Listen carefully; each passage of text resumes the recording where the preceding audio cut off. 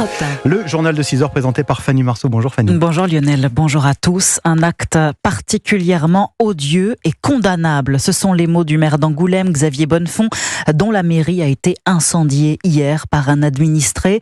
Bidon d'essence à la main, cet homme inconnu de la justice a fait irruption dans le bâtiment, aspergeant les bureaux mais aussi le personnel, avant d'être neutralisé par la police municipale.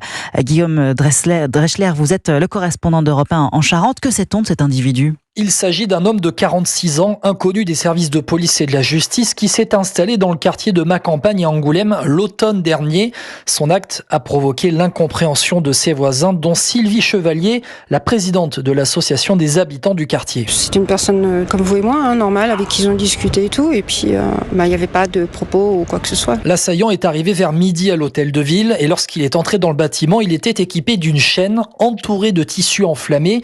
Il a rapidement été pris en charge, explique la procureure de la République d'Angoulême, Stéphanie Aouine. Il est extrêmement taisant et il n'a pas à être à l'endroit où il est. Et on a le bon réflexe d'une secrétaire de mairie qui actionne un bouton d'alarme, ce qui va engendrer l'intervention des policiers municipaux. Il est déjà engagé en fait dans son opération de destruction par voie d'incendie. Les premières injonctions n'ont pas pour conséquence de le faire changer dans son comportement. Et lorsque finalement les policiers municipaux sont acculés, l'un d'entre eux fait usage de son arme. Sur le capot avant de la voiture avec laquelle il s'est garé devant la mairie se trouvait une inscription en langue arabe désignant la prière des morts, mais à ce stade, il n'y a aucun lien avec une entreprise terroriste, assure la procureure. Guillaume Dreschler à Angoulême pour Europe 1. Une cellule psychologique a été ouverte pour les agents de la mairie. L'assaillant blessé a été hospitalisé. 2 enquêtes ont été ouvertes, l'une pour tentative d'homicide aggravé et destruction de biens d'utilité publique. L'autre concerne les policiers municipaux et leur usage de leur arme de service.